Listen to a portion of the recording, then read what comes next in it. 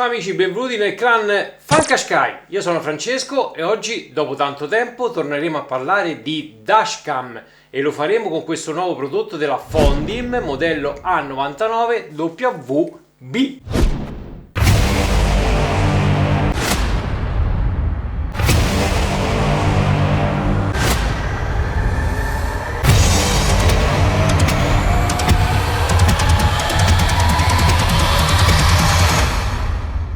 Vediamo brevemente le caratteristiche principali di questa nuova dashcam della Fondim. 1. Monitoraggio di parcheggio. L'unica possibilità per sfruttare questa opzione è tramite il famoso radar. Vi ricordate la TS Fong? Qua sopra vi lascio il link per andarvi a vedere la recensione. Condivide parecchie caratteristiche e una di queste è proprio il famoso radar. In che consiste? Consiste che la dashcam si spegne insieme alla nostra autovettura, quindi non rimane accesa, ma si accende solamente ed esclusivamente se questo famoso radar rileva un movimento, accende la dashcam e va a registrare filmati in maniera normale, ragazzi, non in time lapse, registrazione normale di filmati. Se il movimento dovesse comunque prolungarsi, anche la registrazione si prolunga, quindi non è solo di un minuto. Se poi il movimento si va a placare, quindi non c'è più nessuno intorno alla nostra autovettura, la dashcam si spegne, ok? Questa è l'unica soluzione per poter sfruttare il monitoraggio di parcheggio. Quindi vedete voi se questa possibilità sia più o meno idonea per le vostre esigenze. Sicuramente va a risparmiare batteria della nostra autovettura, perché vi ricordo che la registrazione in time lapse comunque ha un consumo della batteria. In questo modo si attiva solo quando necessario. Questa dashcam ha la possibilità di poter attivare da 2 a 3 canali. Originariamente è formata con 2 canali, la telecamera principale e la telecamera che va a riprendere internamente all'abitacolo, ma abbiamo la possibilità di poter aggiungere il terzo canale, che sarebbe la telecamera posteriore, e la registrazione viene così effettuata: se abbiamo solo 2 canali, la dashcam principale registra fino in 4K, mentre la telecamera interna, quindi che va a riprendere l'abitacolo, registra in 1080p, e l'angolo di visuale di queste telecamere sarà la dashcam principale 150 gradi di angolazione, la telecamera che va a riprendere internamente al nostro abitacolo riprenderà a 170 gradi di angolazione, quindi un raggio molto largo. Per il terzo modulo posteriore, anche lì abbiamo la possibilità di registrare un'angolazione di 150 gradi come quella anteriore, quindi come quella principale. Il supporto per andare a registrare filmati è tramite micro SD fino a 256 GB, mentre viene fornita con la dotazione della dashcam una micro SD da 64 GB. Questa nuova dashcam della Fondim troviamo anche un GPS integrato, molto utile sia per tracciare i movimenti che facciamo con la nostra vettura, sia per andare a contestare un eventuale sinistro o un'eventuale multa, in quanto nei filmati rimarrà permanente sia l'ora, la data e la posizione della nostra autovettura. Anche su questa dashcam, come su tutte le altre dashcam, è presente il sensore G. Che cos'è, ragazzi, il sensore G? Non è altro che un sensore che va a rilevare dei scossoni, dei movimenti, degli urti, e in quel caso blocca il video che sta registrando. Il video viene salvato e non viene sovrascritto in loop dai filmati che fa la dashcam, quindi troveremo questi video in una cartella a parte. Ogni tanto controllate se c'è qualche video interessante, perché per eliminare quei video bisogna per forza formattare la scheda SD. Ed infine volevo segnalarvi una cosa molto interessante, e cioè come collegare la dashcam tramite la presa OBD dell'auto, quindi non solo tramite il collegamento classico che si fa nella scatola fusibile, ma troviamo al suo interno un adattatore che ci consente di collegare la stessa anche tramite presa OBD. Detto questo, vi ricordo che qua sotto nella descrizione del video trovate tutti i link di riferimento per quanto riguarda questo nuovo prodotto. Ora andiamo a vedere il contenuto di questa nuova dashcam, molto ricco ragazzi. Andiamo!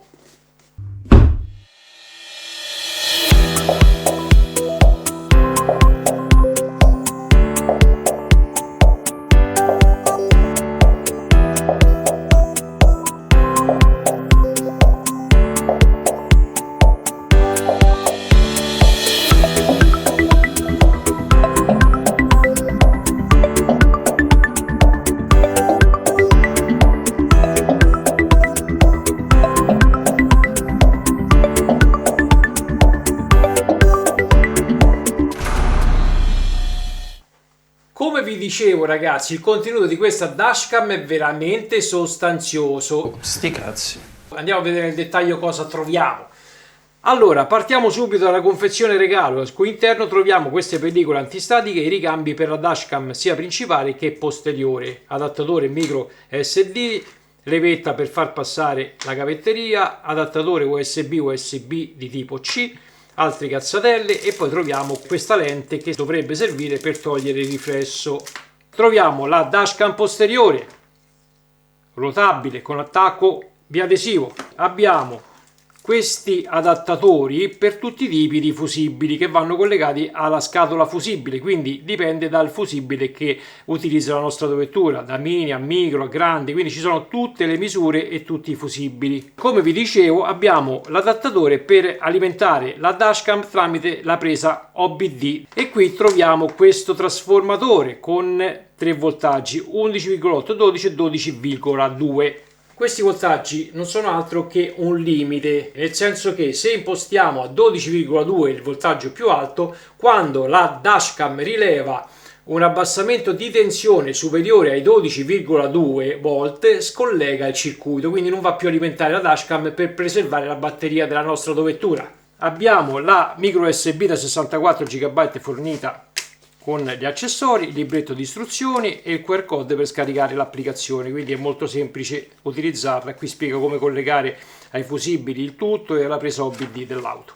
Grande, piccola? Diciamo che ha delle dimensioni interessanti. In che senso? Partiamo subito con gli attacchi superiori. Abbiamo il foro per inserire la dashcam posteriore, in questa maniera. L'attacco per l'alimentazione USB di tipo C, eccola qui. Poi abbiamo il foro di reset e lo slot per la micro SD, vi ricordo fino a 256 GB. Nella parte sottostante troviamo pulsanteria e vengono riportati i simboli anche nella parte frontale del display, sicuramente non sono retroilluminati e questo è il display. Modulo dashcam interna e radar con queste 3 possibilità off 1 e 2.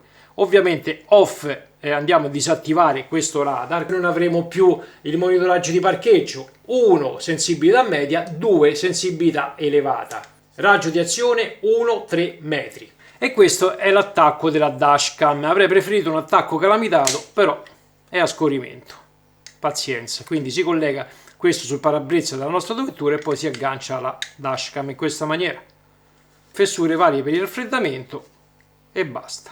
A questo punto ci trasferiamo fuori nella mia Nissan Qashqai per installare il tutto, però ragazzi concedetemi un caffettino perché si è fatta una certa e ho bisogno di un po' di energie. A fra poco.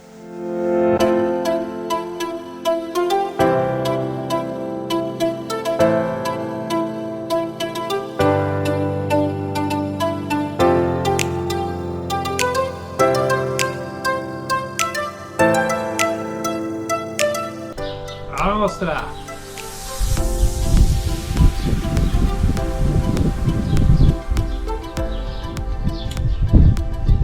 ora sì.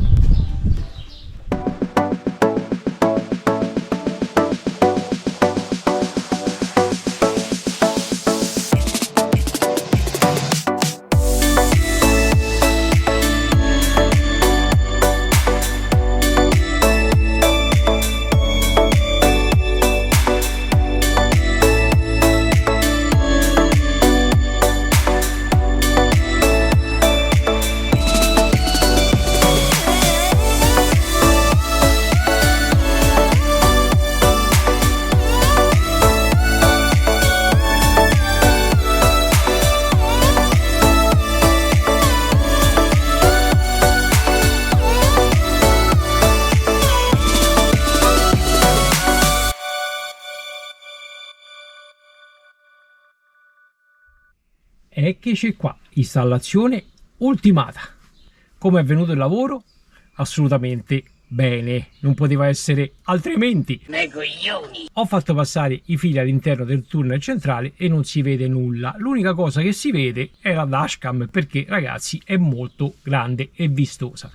Anche questa era un 3 canali, vi ricordate? La Landovo D1? qua sopra vi lascio il link della recensione. È più piccolina, ha sempre il display ma non ha il radar. Ripeto, esistono svariate tipologie di dashcam, dalle dimensioni più grandi a dimensioni più piccole, 1, 2, 3, 4 canali, dipende cosa state cercando. Io sto utilizzando per questa nuova dashcam la cavetteria esistente, quindi sto utilizzando il kit 24 ore di questa Landovo, in quanto diciamo ha lo stesso attacco USB di tipo C e funziona ugualmente. Però vi faccio vedere anche come funziona l'adattatore per la presa OBD, come vi dicevo all'inizio. Quindi abbiamo queste due possibilità: o il kit 24 ore che si collega direttamente alla scatola fusibili o tramite OBD. Andiamo a vedere come funziona. Allora, questo è per quanto riguarda il collegamento tramite la scatola fusibili del kit 24 ore. Positivo rosso accensione, quindi il rosso sotto chiave io lo collego ai sedili riscaldabili, mentre il giallo, quindi sempre 12 volt, alla riserva qui sotto a questo fusibile. Tramite gli adattatori vi ho fatto vedere che abbiamo possibilità di mettere due fusibili. Quindi basta collegare l'adattatore alla presa OBD in questa maniera. Eccolo qua. LED verde significa che sta dando alimentazione. Vedete, anche qui si è acceso il LED verde. Vi ricordo che avete sempre tre possibilità di regolazione: 11,8, 12 e 12,2 volt, e qui c'è USB di tipo C da collegare alla dashcam. C'è un problema: collegando la dashcam alla presa OBD dell'auto funziona, si accende, rimane accesa, ma rimane accesa praticamente per troppo tempo, quindi non si spegne quando spegniamo l'auto, ma rimane accesa fino a 14 minuti e quindi per 14 minuti registra e poi si spegne. Ho provato, vi ho fatto vedere che c'è anche questa possibilità. A qualcuno potrà piacere, a qualcun altro no. A me personalmente non piace, preferisco collegare la stessa tramite la scatola fusibili. Per andare a rimuovere l'adattatore della presa OBD basta scollegare il connettore, eccolo qui, e andare a collegare il connettore dove ci sono i fusibili, ecco qui, e andiamo a utilizzare direttamente l'alimentazione presa dalla scatola fusibili. Allora ragazzi, vediamo un attimo i tasti fisici di questa dashcam. Primo tasto, accensione e spegnimento della dashcam o attivazione e disattivazione del display. M, si entra nei menu e ci si sposta con le freccette. Con OK si conferma il menu che vogliamo e ci spostiamo con le freccette. Vedete qui all'interno abbiamo poche icone di facile comprensione, c'è tutto quello che serve ragazzi, dalla lingua, dall'attivazione del wifi, del GPS, dalla risoluzione delle dashcam, troviamo tutto. M andiamo nell'altra parte del menu e ancora con M usciamo.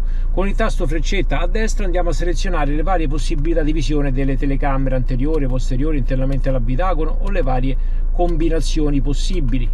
Eccolo qui. I tasti hanno anche una doppia funzione: se teniamo premuto il tasto OK andiamo ad attivare e disattivare il wifi necessario per poter collegare la dashcam all'applicazione del telefono. In maniera prolungata con questa freccetta andiamo a scattare una foto, con l'altra freccetta andiamo a attivare o disattivare il microfono della dashcam, con M andiamo a visualizzare tutti i video che sono stati registrati internamente alla dashcam e ci muoviamo con le freccette e possiamo ascoltare e vedere i video che sono stati registrati. Con il tasto accensione usciamo da quel menu. Questo è quanto.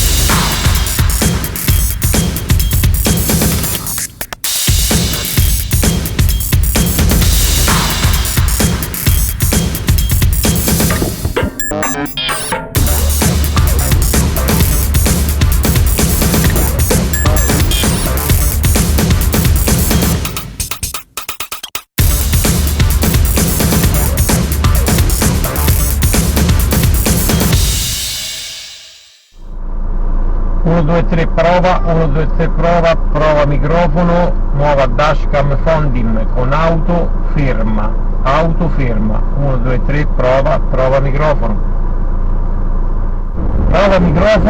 con la nuova dashcam Fondim, 1 2 3 prova, prova microfono con auto in movimento. Allora, cosa non mi è piaciuto? Sicuramente il collegamento tramite presa OBD, sinceramente non mi ha convinto per nulla, in quanto rimane sempre accesa la dashcam, rimane accesa per 15 minuti finché non scollega l'alimentazione internamente all'autovettura. Secondo me non conviene collegare la dashcam tramite la presa OBD, ma conviene collegarla direttamente nella scatola fusibili come la sto utilizzando io, in modo che si accende e si spegne quando accendiamo e spegniamo la macchina e non sempre, perché collegandola alla presa OBD anche quando apriamo e chiudiamo gli sportelli va a alimentare la presa OBD e quindi la dashcam poche ore è sempre accesa, ragazzi. Quindi vedete voi la cosa più sensata quale sia tra le due opzioni. Altra cosa che non mi è piaciuta, va bene, lo dico sempre, la retroilluminazione dei tasti, anche se sono presenti sulla cornice del display i simboli, di notte, ragazzi, non si vede una beata minchia.